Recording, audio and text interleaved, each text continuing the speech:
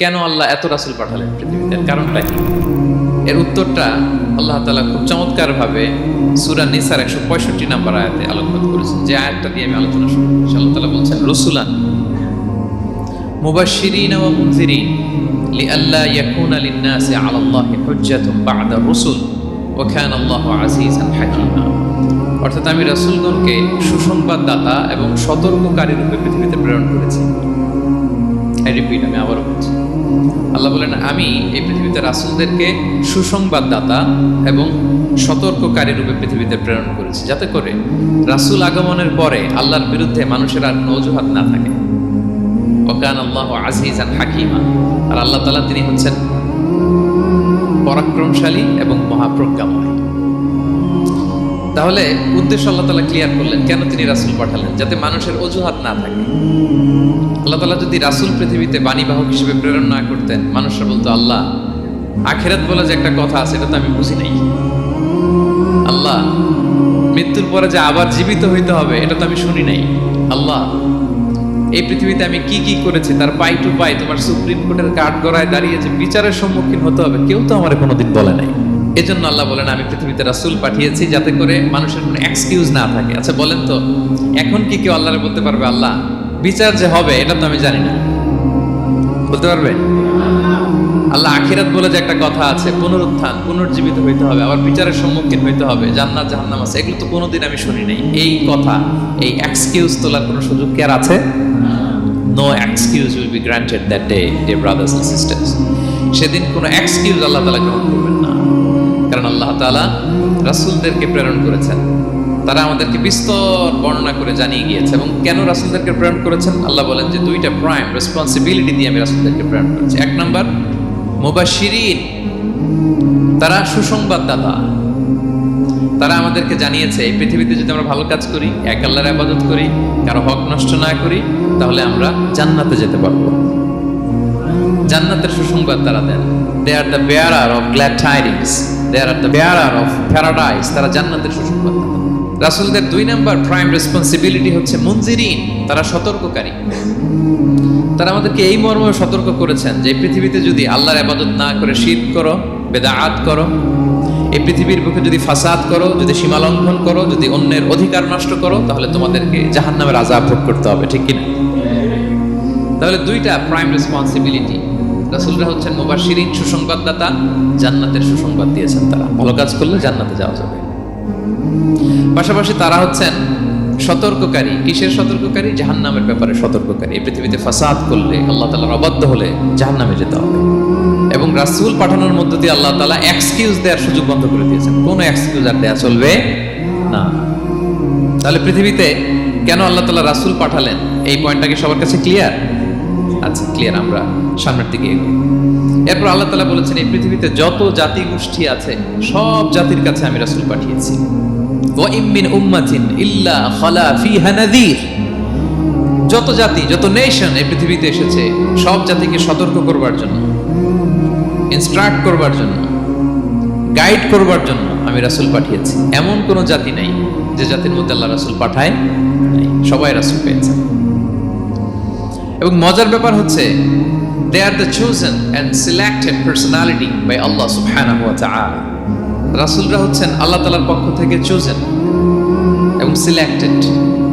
রাসূলদেরকে select করেছে কে? আল্লাহ। তিনি বলেন ওয়া ইন্নাহুম ইনদানা লামিনাল মুস্তাফাইনাল আখিয়ার। নবীরা হচ্ছে আমার কাছে মনোনীত, আমি তাদেরকে মনোনীত করেছি এবং তারা হচ্ছে সর্বশ্রেষ্ঠ মানুষ। তার মানে এই আয়াত থেকে বোঝা গেল নবীরা সিলেক্টেড, তারা ইলেক্টেড না। ইলেকশন করে নবী হওয়া যায় না, নবী সিলেক্টেড এর মাধ্যমে হইতে হয়, সিলেকশনের মাধ্যমে। আর সিলেক্ট করেন কে? চুজ করেন কে? ইলেকশন করে নবী হওয়া যায়? আমরা পৃথিবীর সবাই মিলে যদি ভোট দেই যে আল্লাহ আমরা সবাই ভোট দিলাম, এই হচ্ছে রাসূল, তাকে রাসূল হিসেবে আপনি কবুল করেন, হবে? ইলেকশনে ভোট দিলে আমাদের সাথে যদি ম্যানকাইন্ডের সাথে জিন কাইন্ডও যুক্ত হয়, জিনেরাও যদি বলে আল্লাহ আমরাও আছি, আমরাও দিলাম একটা করে ভোট, হবে? রাসূল হবে?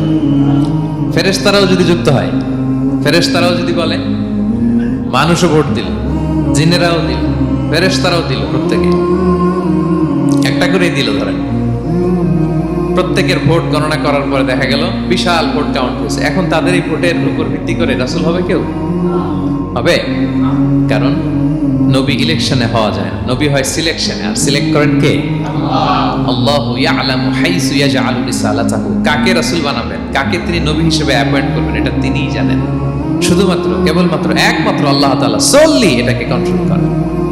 কেউ চাইলে কারো ভোটে, কারো ইলেকশনে নবী হওয়া যায় না। নবীরা হচ্ছে সিলেক্টেড, চুজেন পার্সোনালিটি বাই আল্লাহ সুবহানাহু ওয়া তাআলা। তাহলে নবীরা নির্বাচিত নন, ওনারা মনোনীত। নবীরা কি নির্বাচিত? নবীরা মনোনীত। এখন কতজন নবী রাসূল আল্লাহ তাআলা পাঠিয়েছেন?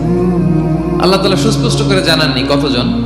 কিছু কিছু হাদিস থেকে পাওয়া যায় লক্ষাধিক রাসূল, নবী এবং রাসূল আল্লাহ তাআলা পৃথিবীতে পাঠিয়েছেন। কিন্তু কোরআন আল কারিমে এই লক্ষাধিক নবী রাসূলের সবার কথা আল্লাহ তাআলা আমাদেরকে শোনাননি। আল্লাহ তাআলা মাত্র 25 জন রাসূলের কথা আমাদেরকে শুনিয়েছেন। কতজন? 25 জনের কথা আল্লাহ তাআলা শুধু আমাদেরকে বলেছেন, বাকিদের কথা বলেন নাই। কতটুকু আমাদের বলা দরকার এটা আমাদের চেয়ে ভালো জানেন কে? আল্লাহ ভালো জানেন। আল্লাহ তাআলা ভালো জানেন কতটুকু আমাদেরকে জানাতে হবে। যত রাসূল তিনি পাঠিয়েছেন, যত নবী পাঠিয়েছেন, সবার কথা যদি আল্লাহ কোরআনে বলতেন তাহলে কোরআন কি মাত্র 611 পৃষ্ঠার একটা বই হতো? 10 খণ্ড, 15 খণ্ড, 20 খণ্ড। তখন আমরা হাফেজ হতে পারতাম? হ্যাঁ, আমরা হাফেজ তরিকুল ইসলাম পাইতাম তখন? হ্যাঁ, তাকরিম পাইতাম? তখন তো হাফেজ হওয়া যেত না। এটা যদি 15 খণ্ড, 20 খণ্ডের বিশাল ভলিউম হয়, হাফেজ হওয়া যেত না। এজন্য আল্লাহ তাআলা সব নবীদের কথা আমাদেরকে শোনায় নাই। মাত্র 25 জন নবীর কথা কোরআনে আল্লাহ শুনিয়েছেন। কতজন? আল্লাহ বলেন রুসুলান কদ কসাসনাহুম আলাইকা মিন ক্বাবলু ওয়া রুসুলান লাম নাকসুসহুম আলাইক। নবী হে, অনেক রাসূলের কথা আপনাকে শুনিয়েছি, আবার অনেক রাসূলের কথা আমি শোনাইনি। যাদের কথা শোনানোর প্রয়োজন মনে করেছি তাদের কথাই আমি শুনিয়েছি। তাহলে আমরা বুঝলাম কোরআনে বর্ণিত হয়েছে কয়জন নবী রাসূলের নাম? সবাই বলবেন আওয়াজ করে, কয়জন? 25 জন। এবং এই 25 জন নবীর মধ্য থেকে 6 জনের নামে আল্লাহ 6টা সূরা ডেডিকেট করেছেন কোরআনে। 6টা সূরা উৎসর্গ করেছেন। সূরা ইউনুস, সূরা ইউসুফ, সূরা ইব্রাহিম, সূরা মুহাম্মদ, সূরা নূহ, সূরা হুদ। 6 জন নবী। কয়জন নবী? 6 নবীর নামে আল্লাহ তাআলা 6টা সূরা ডেডিকেট করেছেন। এবং এই যত নবী আল্লাহ তাআলা পাঠিয়েছেন সব নবীর উপর ঈমান আনা আবশ্যক। হ্যাঁ, it's compulsory to believe in every messenger sent by Allah subhanahu wa ta'ala to validate our faith. আমাদের ঈমানটাকে প্রিজার্ভ করার জন্য সব নবীর উপর আমাদের ঈমান আনতে হবে। সব নবী। আমরা যে ঈমান আনি, ঈমানে মুফাসসাল, যেখানে 7টা বিষয়ের উপর বিস্তারিত ঈমানের যে ঘোষণা আমরা দেই। আমরা তো বলি যে ঈমান একটা মুজমাল আর একটা কি মুফাসসাল। ঈমানে মুফাসসালে 7টা বিষয়ের প্রতি ঈমান আনতে হয়। আমানতু বিল্লাহি ওয়া মালাইকাতিহি ওয়া কুতুবিহি, তারপরে ওয়া রুসুলিহি। পাইছেন? ওয়াল ইয়াউমিল আখিরি ওয়া বিল কদরি খাইরিহি ওয়া শাররিহি মিনাল্লাহি তাআলা ওয়াল বা'সি বা'দাল মাউত। এই 7টা বিষয়ের উপর বিস্তর ঈমান আমাদের জানতে হয়। এই 7টার মধ্যে রাসূলদের ব্যাপার আছে না নাই? রাসূলদের উপর ঈমান আনতে হবে। যদি না আনি তাহলে আরকানুল ঈমান পূর্ণ হবে না, আমার ঈমান পরিপূর্ণ হবে না। তাহলে রাসূলদের উপর পূর্ণাঙ্গ ঈমান আনা এটা আবশ্যক। এবং এই সকল নবী এবং রাসূলদের একটাই ধর্ম ছিল। ধর্মটার নাম কি? সবাই বলুন, কি নাম? সবার একটাই ধর্ম। সব নবীর একটাই ধর্ম। কারণ আল্লাহর কাছে মনোনীত ধর্ম কয়টা? একটা। ইন্নাদ দীনা ইনদাল্লাহিল ইসলাম। আল্লাহর কাছে মনোনীত একটাই ধর্ম, সেটা হচ্ছে ইসলাম।